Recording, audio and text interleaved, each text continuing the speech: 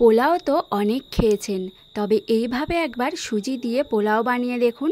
যেমনটা ঝরঝরে হয়, খেতেও কিন্তু দারুণ টেস্টি হয়। খেলে অবাক হয়ে যাবেন যে সুজি দিয়েও এত সুন্দর ঝরঝরে পোলাও বানানো যায়।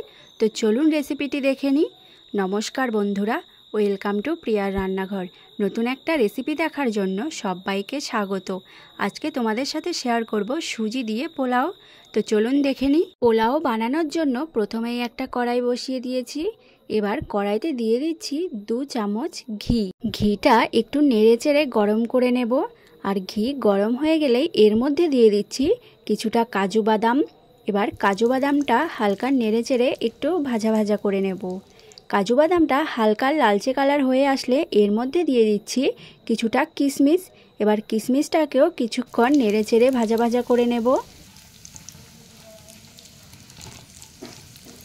তো দেখুন, এখানে কাজু আর কিশমিশটা সুন্দর করে ভেজে নিয়েছি। এবার তুলে নিচ্ছি। এবার আমি একটা চিনি শিরা বানিয়ে নেব। তার জন্য ওই একই কড়াইতে দিয়ে দিয়েছি 2টো এলাচ, আর দিয়ে দিচ্ছি 1 বাটি চিনি, আর দিচ্ছি ওই বাটিরই 1 বাটি জল।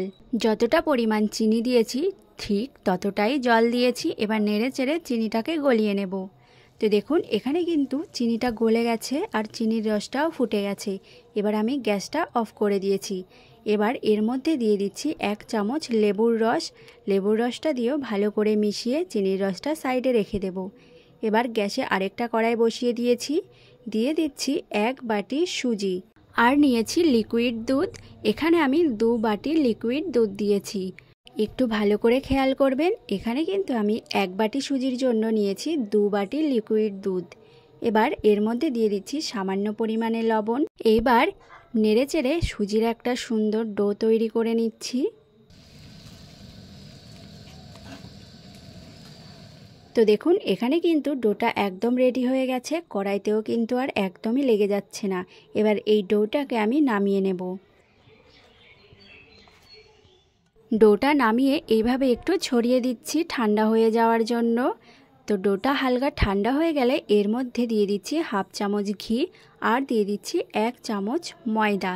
এবার ঘি আর ময়দাটা দিয়ে এই সুজির ডোটাকে খুব ভালো করে মেখে নিচ্ছি।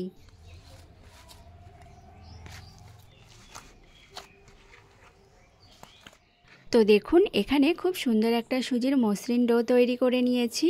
এবার এই ডো থেকে আমি কয়েকটা ভাগে ভাগ করে নিচ্ছি।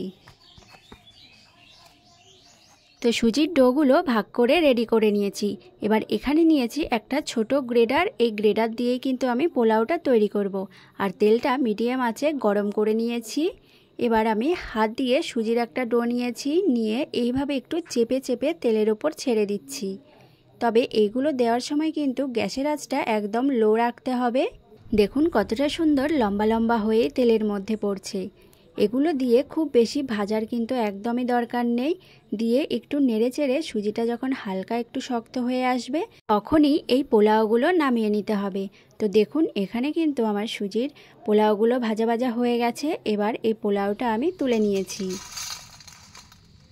বাকি পোলাওগুলো ঠিক একইভাবেই তৈরি করে নিচ্ছি। হঠাৎ করে যদি মিষ্টি কিছু খেতে ইচ্ছে করে, তাহলে ঝটপট কিন্তু এই সুজি দিয়ে পোলাওগুলো বানিয়ে দেখতে পারেন। আশা করছি ভালোই লাগবে। তো দেখুন, এই পোলাওটাও কিন্তু সুন্দরভাবে ভেজে নিয়েছি। এটাও এবার তুলে নিচ্ছি।